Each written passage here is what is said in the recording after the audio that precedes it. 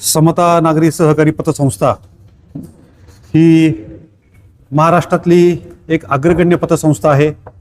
नुकत्याच 31 मार्च रोजी झालेल्या आर्थिक वर्षामध्ये समतानी तब्बल 2000 कोटी रुपयांचा व्यवसाय पूर्ण करून त्याची 40 वर्षांची परंपरा 31 मार्चला आपला आर्थिक पत्रके जाहीर करायची परंपरा ही समतेने जपलेली आहे. अशी ही समता पतसंस्था ही महाराष्ट्रातीलच नव्हे तर भारतातील एक चांगली पतसंस्था म्हणून तिने गेल्या 40 वर्षामध्ये आपली ओळख निर्माण केलेली आहे. समताच्या 2000 कोटी रुपयांच्या व्यवसायामध्ये समताचे जे काही ठेवीदार आहेत त्या ठेवीदारांच्या समताने जो काही एक लिक्विडिटी बेस्ड प्रोटेक्शन फंड तयार केलेला आहे त्याच्या अंतर्गत प्रत्येक खातेदाराचे 60 लाख रुपयापर्यंतच्या ठेवी समतामध्ये सुरक्षित आहेत. अशी व्यवस्था, एक आधुनिक व्यवस्था समताने निर्माण केलेली आहे. आधुनिक तंत्रज्ञानाचा वापर हा समतामध्ये नेहमीच होत असतो आणि या सगळ्या पॉईंट्सवर समता आज एक चांगली प्रगतीपथावर असलेली संस्था आहे. गेल्या 1-2 दिवसापासून समताच्या बाबतीमध्ये काही बातम्या या आपल्या प्रसारमाध्यमांमध्ये प्रसारित झाल्यात. या बातम्यांच्या बाबतीमध्ये खुलासा देण्याकरता खरं तर आम्ही आज ही प्रेस कॉन्फरन्स घेत आहोत. सध्या महाराष्ट्रात तर भारतामध्ये चर्चित असलेला विषय हा कॅप्टन खरातचा. या कॅप्टन खरातच्या बाबतीमध्ये गेल्या 31 मार्च रोजी म्हणजे अगदी 3 दिवसापूर्वीच शिर्डी पोलीस ठाण्यामधून समताला एक पत्र प्राप्त झालं आणि त्या पत्रामध्ये समतामध्ये असलेल्या काही खातेदारांची माहिती ही पोलिसांनी मागवली होती आणि अगदी ज्या खातेदारांची त्या पत्रात ज्या खातेदारांची नावं होती त्या खातेदारांची माहिती ही समतानी ताबडतोब अगदी पुढच्या 2 तासामध्ये ती सर्व माहिती समताच्या माध्यमातून पोलिसांना आम्ही सबमिट केलेली आहे. आणि ते खात्यांची माहिती देत असताना आम्हाला लक्षात आलं, आम्हाला समजलं की समतामध्ये कॅप्टन अशोक खरात यांचं सुद्धा खातं समतामध्ये होतं. समताचा व्यवहार हा 40 वर्षात खूप मोठा झालेला आहे. जवळजवळ 1 ते 1.25 लाख सभासद हे समता पतसंस्थेचे आहेत. त्यामुळे या 1 ते 1.25 लाख ग्राहकांमधून कोण आपला ग्राहक आहे, कसा ग्राहक आहे याची माहिती निश्चित प्रत्येक माणसाची ठेवणं ही पदाधिकाऱ्यांना हेड ऑफिसला शक्य नसतं. त्यामुळे आम्हालाही तेव्हाच कळालं की अशोक खरात यांचे खाते समतामध्ये आहेत.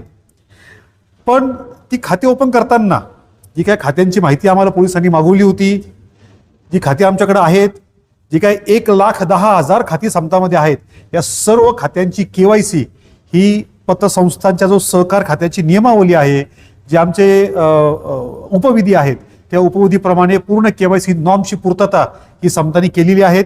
म्हणजे मी पर्टिक्युलर अशोक खरात किंवा त्यांचे जे काही नावं आम्हाला मागवले त्यांच्या बाबतीत बोलत नाहीत, मी प्रत्येक सभासदाच्या बाबतीमध्ये बोलतो की प्रत्येक खात्याची KYC ही समतामध्ये पूर्ण करून घेतल्याशिवाय समतामध्ये कुठलंही खातं ओपन करून घेतलं जात नाही.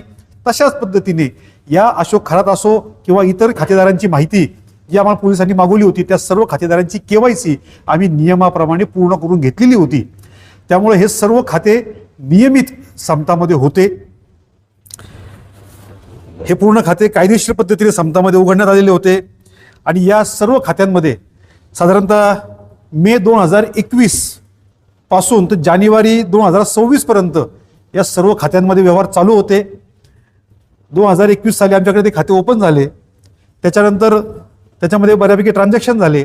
2026 मध्ये जानेवारीमध्ये या सर्व खात्यांमधले जे काही रकमा आहेत ह्या ज्या त्या खातेदारांनी आपापल्या काढून घेतल्या.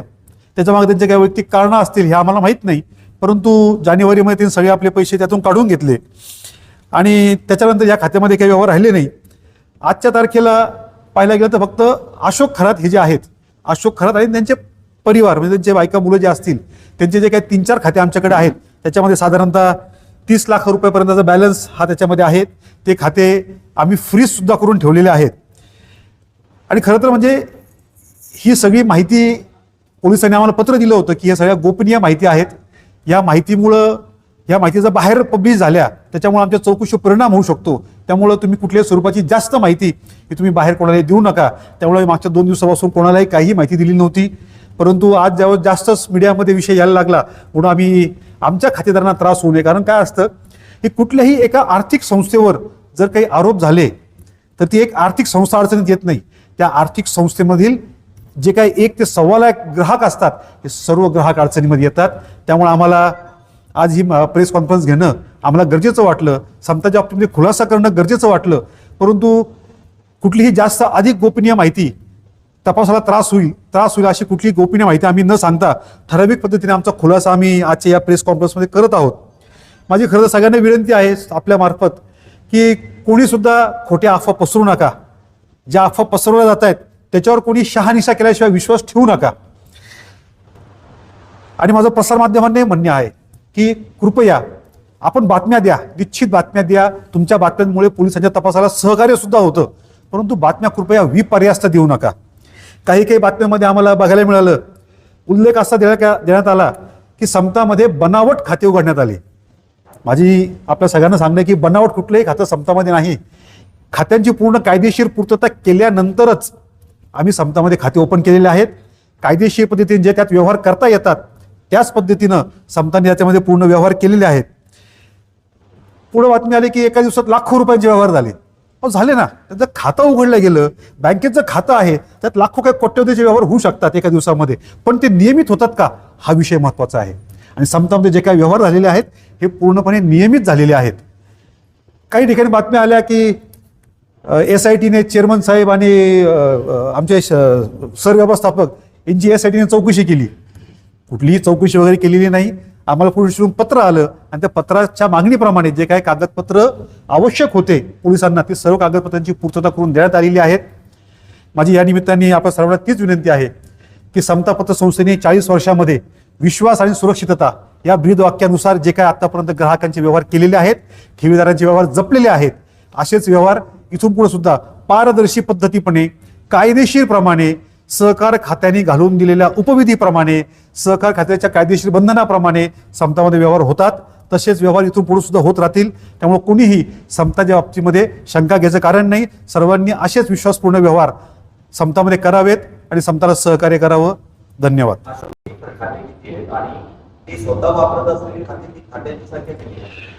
मी अशी पूर्ण माहिती सगळी तुम्हाला सांगू शकत नाही, परंतु अशोक खरात सांगू शकत नाही. म्हणजे पोलिसांनी आम्हाला काही बंधनं घातलेली आहेत म्हणून पूर्ण सांगू शकत नाही.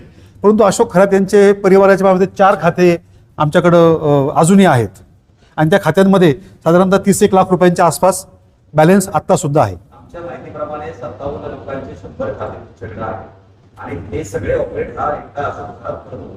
तर असा अधिकार आहे का की अनिल मोठेच्या खात्यावरचे पैसे कुठेतरी दुकाटे करतायत? निश्चित नाही.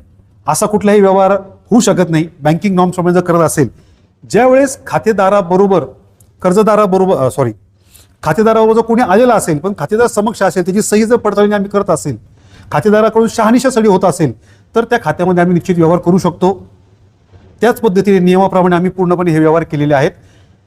त्याला वारस, तोही प्रश्न सरांचा होता की त्याला वारस म्हणून खरात यांचेच नावं सगळ्या खातेदारांना होते, तर त्यात बेकायदेशीर असं काही नाही आहे. एक माणूस किती सुद्धा खातेदारांना वारस म्हणून राहू शकतो. त्याच्यामुळं त्यांनी वारस राहिलेले आहे, त्यांनी त्याची मागणी केली, त्याला खातेदारांनी संमती दिली, त्याच्यामुळे वारस म्हणून त्यांचं नाव आम्ही त्या ठिकाणी ठेवलेलं आहे.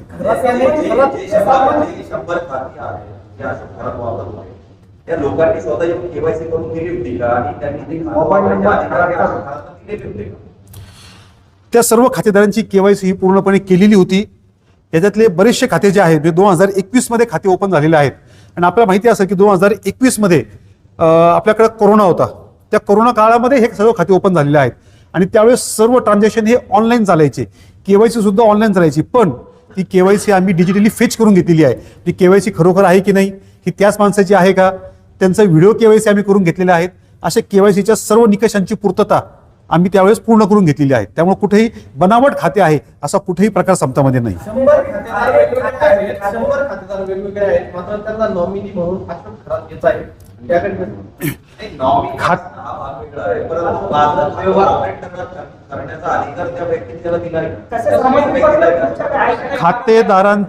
खातेदारांच्या विड्रॉल स्लिप आमच्याकडे आहेत, त्यांची सह्या करून आम्हाला दिलेल्या आहेत. बऱ्याचशा वेळेला खातेदार स्वतः पैसे काढण्याकरता आलेले आहेत. कुठेही अशोक खरात इथं पैसे काढायला आला अशातला त्या खात्यामधला भाग नाही. मोबाईल नंबर ते येतो की मोबाईल सगळ्या खात्यांचा नाही, बऱ्याचशा खात्यांना मोबाईल नंबर एकच आहे, एक नाही जवळ 3-4 मोबाईल नंबर आहेत, ते कॉमन आहेत, ते 3-4 ठिकाणी कॉमन आहेत. तर त्यावेळेस खातेदारांनीच आम्हाला सांगितलेलं होतं की तुम्ही हे नंबर आमच्या खात्याला अटॅच ठेवावेत.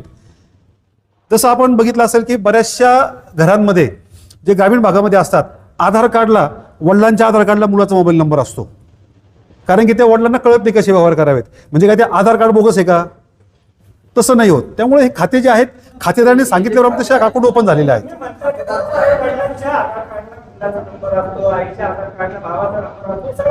बरोबर. हो. हे सगळे खातेदार हे त्याचे नातेवाईक आहेत का मग काय करून ते तुम्ही जाऊन गेलं तुमच्याकडे नाही, त्याला कायदेशीर दृष्ट्या कुठेही नातेवाईकाचेच नंबर असावेत असं कुठेही बंधन नाही. त्या खातेदारांनी आमच्याकडं अकाउंट ओपन करताना फॉर्म भरून दिलेला असतो. त्या फॉर्ममध्ये तो जो मोबाईल नंबर टाकतो तो आम्हाला सॉफ्टवेअरमध्ये घेणं अपेक्षित असतं आणि त्या फॉर्ममध्ये त्याची सही असती, मान्यता असती, त्याप्रमाणे आम्ही ते खात्याचे नंबर अकाउंटमध्ये घेतलेले आहेत. हो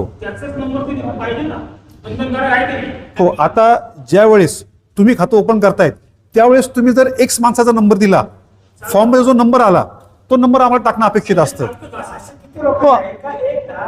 4 आपण समजू शकतो. मात्र आम्हाला जी माहिती मिळाली आहे त्यानुसार सगळ्याच खात्यांना एकच नाव आहे वापरली. असं बँकिंग क्षेत्रात हो. समतामध्ये जवळजवळ 1.25 लाख सभासद आहेत आणि या सर्व सभासदांची केवायसीची पूर्तता ही ऑडिटच्या मार्फत करण्यात येते. आमचे ऑडिटर जे आहेत ते प्रत्येक वेळेस ब्रँचमध्ये जातात, कुठं कुठं काय काय खाते ओपन झालेले आहेत याची माहिती ते घेतात, सर्व कागदपत्रांची तपासणी करतात.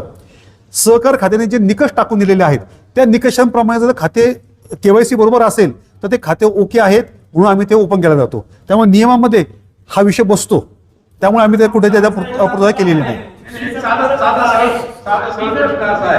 तुमच्या 57 खाते, 90 प्लस घराचे खाते, 100 खाते आणि तुमच्याला एकच OTP नंबर दिलाय त्यांनी.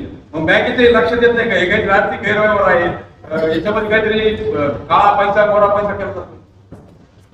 पैशाचा सोर्स कुठून आलेला आहे हे तपासणं हे काही बँकेचं काम नाही. पैसे आलेले त्याचं नियमित अकाउंटिंग ठेवणं, income tax department, police department यांनी जर मागितले, त्याची कधी चौकशी झाली तर ते आम्हाला देता आली पाहिजे, प्रूव्ह करता आली पाहिजे. हे बघणं, हे सांभाळणं हे संस्थेचं काम असतं, हे बँकिंगचं काम असतं. त्या पद्धतीने आम्ही पूर्णपणे कामकाज केलेलं आहे. त्याच्यामध्ये संपर्कही लोक आले ते तक्रार देखील दाखल करतात की आम्ही परवानगी दिली नव्हती खात्याला, माहितीच नाही आमच्या नावावर खाते चालू आहे. त्यांची केवायसी केलेली आहे, त्यांची केवायसी फेच केलेली आहेत. आता काय होणार, बऱ्याचदा एखाद्यावर आरोप झाले की तो टाळणार. आता त्यांनाही माहिती आहे की याच्यामुळे जर काही विषय ओपन झाला त्यांना आत्मत्रास होऊ शकतो. त्याच्यामुळे ते असे कदाचित चुकीचं माहिती देऊ शकतात, परंतु आमच्या रेकॉर्डला पूर्णपणे केवायसी आहेत. हे डिजिटली आम्ही फेच केलेले आहेत, दोन्ही आहेत. जे 100 खातेदार आहेत ते आपल्या कार्यक्षेत्रातली आहेत की कार्यक्षेत्राच्या बाहेरचे देखील आहेत? समता पतसंस्थेचं कार्यक्षेत्र हे संपूर्ण महाराष्ट्र राज्य आहे, त्यामुळे महाराष्ट्र राज्यातले कुठलाही माणूस हा समताचा मध्ये व्यवहार करू शकतो. तुम्ही म्हणता की हे सगळे खाते 2021 कोरोना काळामध्ये ओपन केली गेली, सगळी नाही, काही खाते. Yes yes yes. लॉकडाऊन असेल किंवा कोरोना काळ, मग जेव्हा खातं ओपन केलं तेव्हा ही लोक जी आहेत ती स्वतः फिजिकल खातं ओपन केलं. हे सगळे खातेदार त्या ठिकाणी आलेले नव्हते. काहींची आम्ही व्हिडिओवरून केवायसी करून क्लिअर केलं, कारण त्यावेळेस तसं सिस्टीम चालू होती. आता सुद्धा समता पतसंस्थेचं अत्याधुनिकरण जे पद्धत आहे त्यानुसार आम्हाला खातेदार हा समक्ष ओपन करण्याकरता आलाच पाहिजे संस्थेमध्ये, याची आवश्यकता नाही. आपण कुठल्याही प्रायव्हेट बँकेमध्ये जरी गेलात तरी आता खातं ओपन करण्याकरता आपल्याला समक्ष बँकेत जावं लागत नाही. आपण ऑनलाईन पद्धतीने खातं ओपन करून घेऊ शकतो, subject to condition KYC clear असेल तर.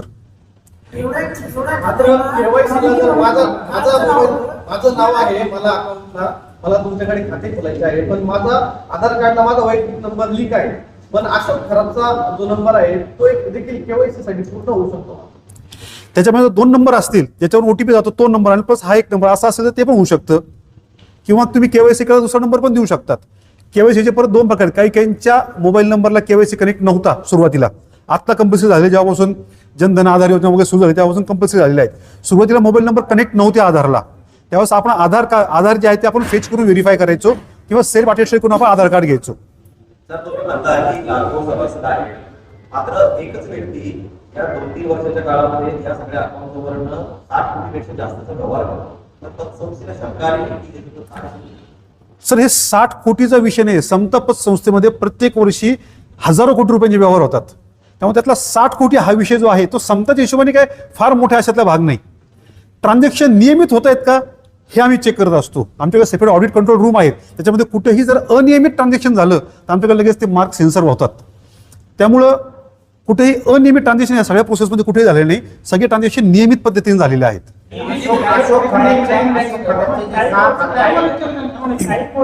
ट्रान्झॅक्शन झालेले आहे की ऑनलाईन झालेले आहे की कॅश?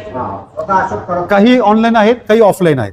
ऑनलाईन झालेली तरी कोणाच्या अकाउंट झाले किंवा काय? ती सगळी माहिती आम्ही पोलिसांना दिलेली आहे, कारण खाते उतारे सगळे पोलिसांकडे दिलेले आहेत. त्यामुळे त्यात पूर्ण माहिती लिंक सगळ्यासह केलेली आहे. असं करत नाही आले का पतसंस्थेमध्ये कॅश काढायला?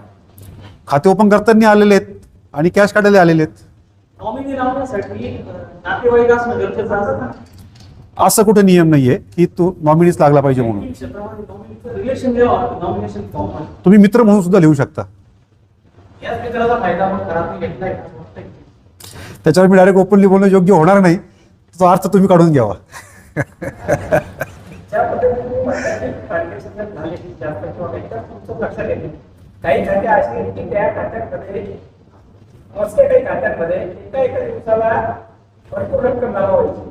तुम्हाला वाटलं नाही का ज्या एकच नॉमिनी असलेल्या व्यक्तीच्या एवढ्या खात्यात एकाच दिवशी अशी रक्कम कशी येते? एकाच दिवशी रक्कम जर मोठ्या प्रमाणात कॅशमध्ये आली तर ते चुकीचं होऊ शकतं.